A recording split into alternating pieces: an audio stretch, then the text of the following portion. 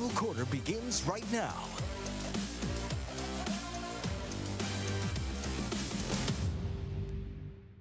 It is the final quarter on CBS 8+. Thanks for being back with us. Karthik Venkatraman, Jake Garriani, John Howard out today, so it'll be the two of us taking up all your time yapping. Let's begin with the San Diego Padres and Karthik, more importantly, the history that was made for the San Diego Padres. Manny Machado joins the 2000 hit club. I'm not quite sure, Karthik, people understand what an accomplishment this has been for Manny Machado. It was something to behold. I'm looking forward to the discussion about 3,000, but let's start at 2K first. Your thoughts on Manny joining that elusive club for so many big leaguers? Yeah, for sure. If you think about all the people that have ever played Major League Baseball, he is in a very, very small percentage of the amount that has made it to 2,000 hits. Certainly an accomplishment that shows just how long he's played, the toughness in which he showed to continue to play games even when he was hurt, and to come up with the numbers over and over and over again, season in and season out over those 2,000. He ended up getting to 2,001 in that game that he set for 2,000, but 950 of those coming in a Padres uniform, so certainly almost half, and a good chunk of those coming with the Padres. I was there at the game that night, and it was really cool to see because the Padre fans were very in tune with the fact that he was one away after he got the first hit earlier on in the game, and then when he got it, standing ovation, he tips the helmet off to everybody. It was quite the scene to see, and really cool for Manny Machado, who really has just shown resilience in so many moments, just craftsmanship with the bat at so many moments. I remember, when I first came to San Diego, one of the first things I ever noticed is just how smooth Manny's swing was in person. And, it doesn't surprise me at all. A guy with a swing like that gets to 2K hits. And it's really impressive considering he just turned 33 years old. The day before he got to 2,000 was his 33rd birthday. So the fact that he's already at 2,000, we need to have a real conversation about this guy possibly being able to make it to 3,000. Now, before we get there, I do want to celebrate this moment because you think about, Karthik, the 20+ thousand people who have played Major League Baseball. Less than 300 of them, and we'll get deeper into the numbers, less than 300 of them have ever had 2,000 hits. That is mind-boggling to wrap your head around, and then to get to see this guy do it in a Padre uniform was something special. He's headed to Cooperstown. Quote me now. I mean, the man will be with a bust in the halls of Cooperstown wearing a Padres uniform, which is fantastic to hear. Now let's take a deeper look at those numbers real quick, Karthik.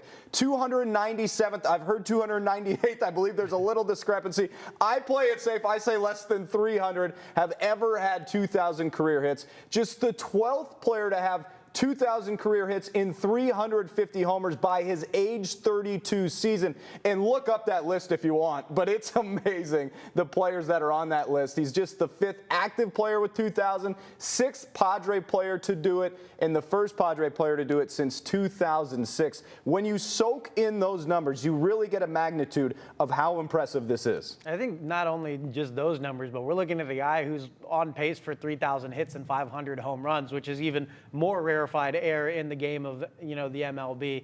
Well on his way, plenty more seasons to come. Obviously, he's under contract for quite some time still with the Padres, and I think many more hits come. I think 3K is very well in sight. The health will be definitely the big thing on, how healthy he's able to stay, especially in his later years. But those numbers are incredible, and the numbers he's going to continue to accomplish are incredible. What an incredible career, and one of the greatest third basemen to ever play the game of baseball. And you touched on it there, but he's got 8.5 seasons under this current contract with the Padres. He's going to go and play through his age 40 season here in San Diego. He's got to 2014 or 13.5 MLB years. The real question is, another 1,000 hits is a tall task. It's not like oh, yes, he's going to do it. I mean, you got to have a lot of productive years in the rest of this contract. But it is within reason. Yes or no, he reaches 3,000? It's going to be so close. I want to say yes because I believe in the swing, and I believe because of how resilient he's been and the way that he just fights through even when he's injured or to get those extra games. And will those compile the extra hits? I think those numbers might just mean enough at the end. That means he gets it. People are shaking their heads and they go, he just got to 2,000. Why are you talking about the? Well, that's why we're in the media. 2,000's old news, baby. It's old news. We're already on to 3,000. Look, it's going to take a ton. The reason I think it's going to be so difficult is pitching just continues to get better and better and better. That it just feels like it's going to be almost an impossible task. He's going to have these ridiculous high hit seasons for the next 7-8 years, which will be through this contract, to be able to even sniff 3,000. So it seems like a really, really tall task. I'm going to say yes, though, just because I want to see you it. really took us Just because I want to see it, baby. It's going to be so hard. And look, he said it in his soundbite that we're going to listen to in just a second here, the night you were down there. Getting 2,000 is hard. Getting 3,000 seems all but impossible. But, hey, if there's anybody cool enough to do it, it'd be number 13 in the brown and gold. Karthik, you were down there, as I mentioned, that night. And here is Manny Machado right after joining the 2,000 hit club. Oh man, it's hard. I think you mentioned it's hella hard.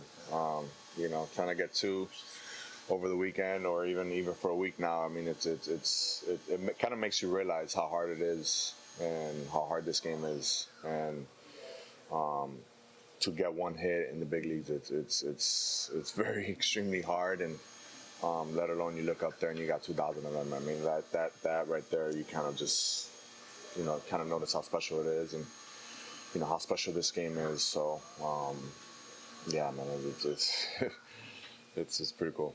There has been a lot of history and success here, you know, with the Padre organization, but the level of consistent engagement coupled with an expectation of having won and continuing to expect to win, which we have, it started with Manny.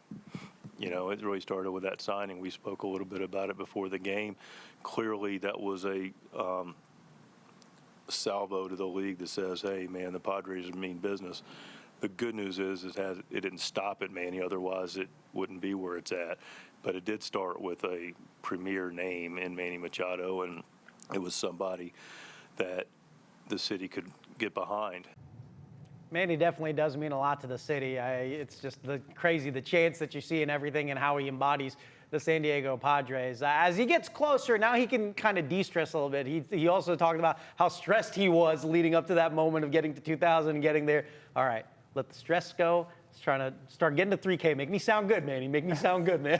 And start winning some baseball games. And I think Mike Shildt hit the nail right on the head there. I've said this for a long time. I felt like the Padres before the Manny Machado years were the team that got bullied. And then they brought in a guy like Manny Machado who said, enough of this. Like, we're not the little kid on the block anymore. The Padres are here to win baseball games.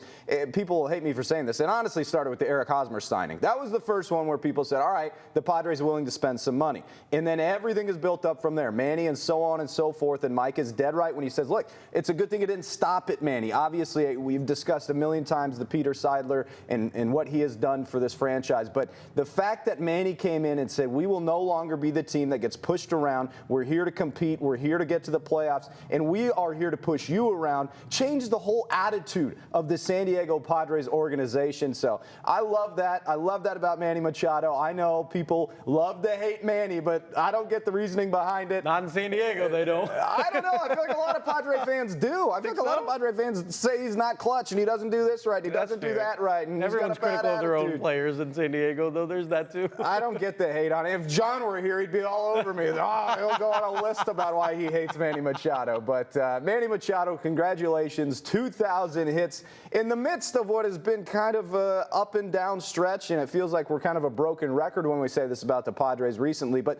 the latest on the Padres is win, loss, win, loss, win, loss. And honestly, Karthik, it feels like they're kind of hanging on for dear life as they get towards this All-Star break. I was at the game yesterday, which as we record was Game 3 of the Diamondbacks series. And at one point in the 5th inning, they pinch hit Trenton Brooks for Martin Maldonado. That, to me, tells me that Mike Shildt does not have any depth on his bench, and that is no secret. Mike Shildt has no depth on his bench. Karthik, they have got to make a move if they're serious about the playoffs. Where do you assess this team right now and moving forward? Yeah, I mean, I've been saying it for weeks. They're all right. And, you know, the only way that they're going to get better is by making a splash at the trade deadline at this point. I'm just kind of waiting for the trade deadline because I don't think this team's going to get much better. Unless guys like Jackson Merrill, who have not been performing well as of late, like 3 of his last 39 or something like that. He has like a .078 batting average. It's just like, unless numbers like that continue to get better and a bunch of guys step up across the board and, the catching position all of a sudden catches fire and continues to get some hits, this team's not going to all of a sudden just find the spark. It's, pitching has been, here, there. Stephen Kolek was pitching well. Now he's been optioned down to AAA. Like, the consistency of finding what's working is not really been there for this team. And that's why since they started the season off 7-0, they've pretty much been a 500 ball club team. They started off the season really well and then have kind of been just trying to figure it out ever since. And so, we'll continue to see what happens until the trade deadline. And, if a couple more bats can enter the lineup, and they're just going to have to figure some stuff out. And Dylan Cease is going to have to figure some stuff out. He continues to land some just over the plate that end up going for home runs. The Diamondbacks game was ugly. Reds game was ugly. He had another game in there, I believe, that he gave up a couple of home runs. This is one of those things that the Padres are going to have to kind of figure out what their pieces are, where they want to go, what's going to happen moving forward. Darvish coming back was a good sign. I thought he pitched pretty well in his return game, for the first time in his season debut. Michael King, when you get him back, August, is it September? It looks like he's starting to ramp up, so we'll see when that happens and what that provides for this team. Ryan Berger, when he comes back, is he going to be pretty good like he has been this season? And then, the bats end up being the big question for me, man, because as we continue to go through this thing, I feel good if it's a low-scoring game that the Padres can win 1-0, 3-2, 2-1, maybe even a 4-3. If it gets into higher numbers, do I think the Padres are going to win consistently? No. And I think the run differential for what they have is kind of showing exactly just that. And, they can win low-scoring games. I'm not very sure that they can consistently win those higher-scoring games. And not at this point. And some of what you said, I think, is very truthful. And some, I don't know if it lives in reality. Like, the catching situation is not just going to all of a sudden fix itself. Now, will the Jackson Merrill, Fernando Tatis situation fix itself? Very likely, and probably so. I think those dudes do start to pick it up. Will the pitching situation get better? Yeah, probably, because Darvish is going to come back. And like you said, hopefully Michael King comes back. And I'm sure A.J. Preller will go get some depth for this team at the deadline, or at least he's going to do everything in his power to do that, and hopefully some catching. And so the reason I'm not panic mode by any means right now is I think this is a good roster that just needs to be bolstered. I think that's something the general manager will help. I think that's something getting healthy will help. So I'm not in panic mode by any means. I've said it since the beginning of June. You just need to get to that All-Star break still in the mix. The Padres are very much still in the mix. In fact, let's look at the standings right now. The Dodgers have been reeling. They've lost 6 straight games as we record this. So the Padres are only 6 games back of the Dodgers. So the NL West still right there. Now, the reality of them winning it, I don't know. The wild card also very much within the grasp of the San Diego Padres. They're a game out. Remember, the top 3 get wild card spots, so they're just a game out there. I don't see the Giants hanging on for the rest of the year. I think the Padres we are watching right now, Karthik, will only improve. Yeah, I mean, they're still in the mix. There's undeniably they're going to be in the mix till the end of the season. I think it's going to be one of those things by margins. Right now, they're playing by a lot of the margins. As you mentioned, they don't have depth. Their best depth when it comes to pinch hitting is when Jose Iglesias is not in the starting lineup, and they're able to bring him, and he's been able to contribute in some games. And, Brooks has had some nice moments for this team and, a local guy, but that's ultimately not going to get it done. This season will be defined on how good the Padres will be by what moves they make at the trade deadline and what pieces they're able to get back, what they end up giving up. Are they going to sell the farm and their prospects? Is the future going to be in any sort of jeopardy? A.J. Preller's a smart guy. I'm sure he'll figure out something. How good of a something?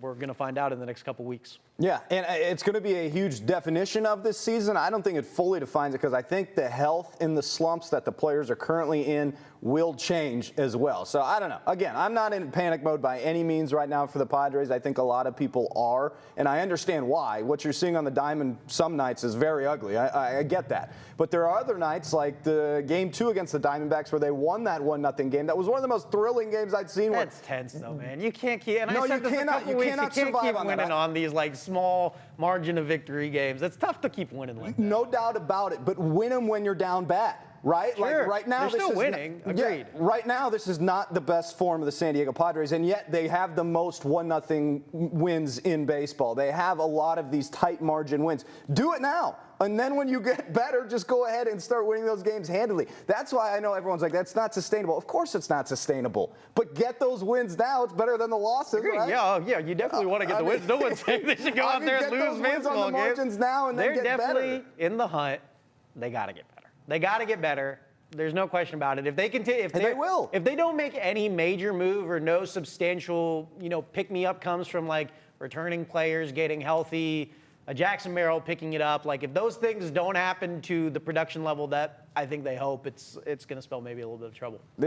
I just can't see Merrill or Tatis or these slumps continuing too much further. I don't see this team getting any worse. I'm not saying they're a bad team, but I'm just saying I think they're going to get better. Here's a look at their schedule as we record today. They'll finish up that series against the Diamondbacks, and then they wrap up the first half, the proverbial first half, against the Phillies here in San Diego. Last time they played the Phillies, they lost that series, and the pitching matchups look a little nasty in that series. Hopefully the Padres can at least win one or two there against those Phillies. Who knows, Karthik, maybe they sweep them. Then you got your home run derby on the 14th.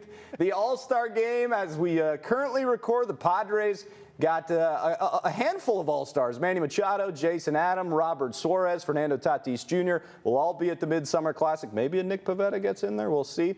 And then they got a couple days off, the 16th and 17th. When they return from the break, they return in Washington. And, of course, you can watch that game on the 19th on CBS 8. We always love having the Padres on our air. Let's move on from baseball to the pitch. SDFC. Karthik, this one hurt bad. This has been a great year for San Diego Football Club. We've sang their praises almost every time we've come on this CBS 8 Plus show, and we'll continue to sing their praises. But that loss to Houston was, it was a choke job, right? Yeah, for sure. I mean, they look solid. Minnesota, they look solid. Vancouver, they look solid. FC Dallas, it kind of felt like, okay, they came out with the win nonetheless, and then Houston looked like they got off to a good start, fell behind, came back, and then fell behind again. That game was truly a roller coaster game that they, as I agreed, I mean, they shouldn't have given it away. There's some tough moments. I know a lot of fans thought the Dos Santos foul that ended up ending in a, PK, sending it to 3-3 and added, 17 minutes of stoppage time into that game. That definitely obviously didn't help things for San Diego FC. As this team goes on forward, I think when they're consistently playing at their best, extremely strong team. I don't really think there's a question about it. They tend to not play their best at all times through some of their matches, and it lets up goals, and, that back line can kind of get caught in situations because of how high they press up, and, that's going to be one of those things that this team's going to have to really figure out and get going. Like, it's not like only the good teams are manipulating what San Diego FC does with the way they press and the way they move their lines up. We saw earlier in the season, the Seattle Sounders were able to do that. We saw FC Dallas do it a couple times. They forced a couple of those turnovers on San Diego FC, turn them into great opportunities and, goals. And, it's just one of those things that San Diego FC is going to have to continue to fine tune. That, to me, is the one, I don't want to say weakness, but glaring spot that I think if they improve at, they definitely improve their chances of making a deep push in the playoffs. So we'll see what happens. There's no panic mode for this team. That's a bad loss. You don't want to lose that one, especially because it seemed like at points they had it in control. But, we'll see where they go moving forward. Yeah, look, you let 3 points slip away against Houston, let it only be 3 points, right? And this club doesn't strike me as a club that carries anything over, and they're not going to carry anything over because the leader of this club is such a balanced and down-to-earth dude in Mikey Varas. And in fact, listen to him talk about SDFC remains at the top of the table even after the loss to Houston, in the West at least, with 39 points. And listen to how much that matters to Mikey Varas.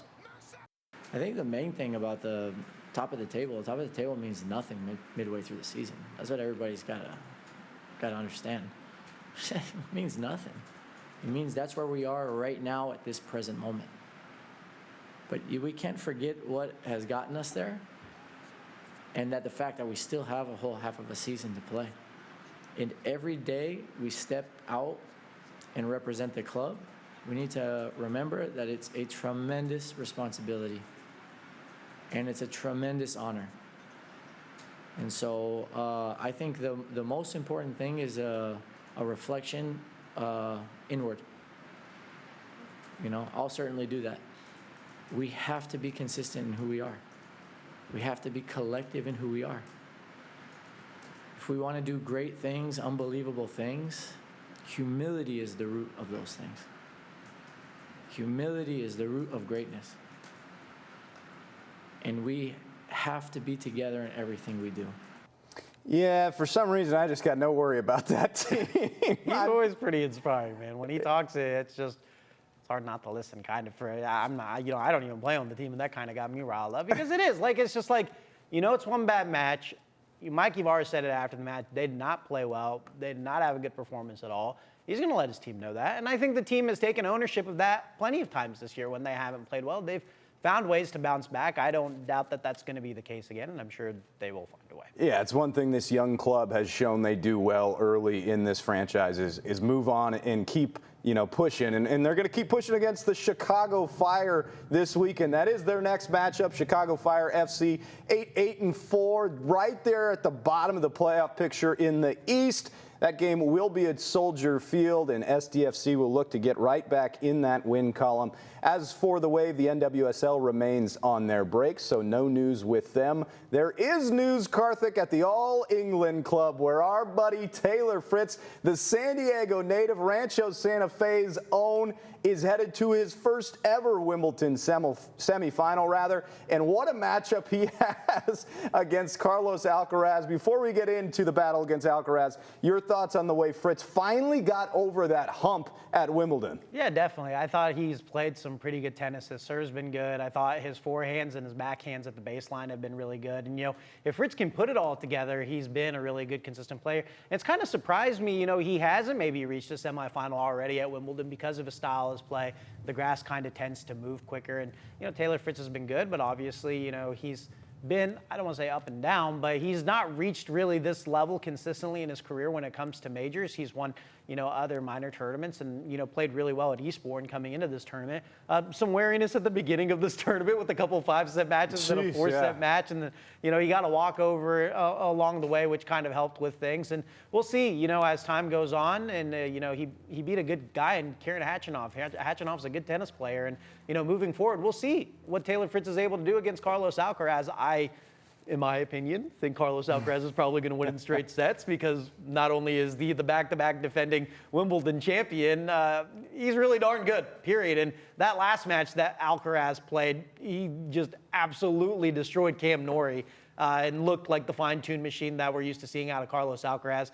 Taylor Fritz at his best is still not as good as Carlos Alcaraz at his best. I think the only way Fritz stays in the match with Alcaraz is if Alcaraz has a dip in play, which he has shown. He's already played a 5-set match in this, but that was against Fabio Fognini, who's played a lot of the top guys and stuck with them in matches too. So we'll see. We'll see. And look, Taylor Fritz is an emotional player. He wears his heart on his sleeve. Sometimes that's really beneficial for him on the court. Sometimes it has come back to bite him many times on the court. Let's see how Taylor Fritz handles this situation. And I think Karthik, Jannik Sinner is the #1 player in the world technically right now. I think most people, if you ask tennis fans, would say Carlos Alcaraz is the best tennis player on the planet. Look at the French Open. Exactly. So that is what Taylor Fritz has to deal with. Now, the one positive, at least in Taylor's mind, is that this is on grass. I'm happy that we're not playing at the French Open on clay with the French Open balls, because that would be an absolute nightmare. But yeah, I think grass is very much so an equalizer. Can be an equalizer. So trust in how I'm playing, and I know the way that I truly know the way that I played the first 2 sets today. There's not much any opponent on the other side can do. I've said this a couple of times, but I feel like other years that I was in the quarterfinals here specifically, it felt like a really big deal for me. And going into the match today, I was much more calm and relaxed, and it didn't feel like that. Just having the experience of, making some deep runs and some slams over the last couple of years, and I think the same goes for having that run of the U.S. Open. It gives me a lot of confidence that I've been here before, and it's not. I don't know. I've played the pressure matches. I don't think it's going to get anything's going to get more stressful than me playing Francis in New York for a spot in the final. And, of course, that's the one thing that Taylor's got going for him now is he's played in a final, right? Last year at the U.S. Open, he fell to Jannik Sinner, who's still in the bracket there, as you see. So hopefully the lights aren't too bright. Now, tennis is tennis, and Carlos may just come out and dominate him, as you mentioned. But hopefully for the San Diego native, he has a shot against Mr. Alcaraz. Real quick, your thoughts on the Jannik Sinner-Novak Djokovic match? Yeah, I think Jannik Sinner probably takes Djokovic. Djokovic kind of, I don't want to say in the twilight of his career, but he doesn't really have many years left, so or if maybe not more than 1 year left, so maybe we will call it the twilight. And Jannik Sinner is one of the best tennis players in the world, and grass is very, very favorable for him. Sinner maybe shouldn't even be at this point because he was down 2-0 to Dimitrov before Dimitrov had to retire out of that match. But here we are, and I think Sinner's a better player than Djokovic. Granted, Djokovic has won Wimbledon so many times, trying to match what Roger Federer was able to accomplish. And I think Sinner probably wins 4 sets, maybe even in 3. I wouldn't be surprised. One thing to note, Taylor Fritz did say that this isn't clay. That's good because the spin's really good on a French court, and that helps Carlos Alcaraz. But Carlos Alcaraz on grass is Carlos Alcaraz on grass, and he's been really hard to beat there. Alcaraz has 5 Grand Slam titles. You know who else has 5 Grand Slam titles? Iga Swiatek, who is now headed to the final at Wimbledon in the women's side of the bracket. This is your final. The American Amanda Anisimova will have to take on the 5-time Grand Slam champion, Iga Swiatek. I'm really rooting for Anisimova here. It feels like a tall task. I don't know what you're thinking on this one, Karthik. Yeah, I don't think Anisimova wins. It might go 3 sets. She's a fantastic tennis player. She's had some deep runs in tournaments, but Swiatek's been there, done that. She has the pedigree, and she hits the ball so flat that, that's going to be fun. Can't wait to watch it, and we'll break it all down next week when we come back here on the final quarter on CBS 8+. Karthik, my friend, as always, send him off. I don't really have anything to say this time, Jake. What do I tell him? Bye-bye. Bye. Have a good one. We'll see you next week.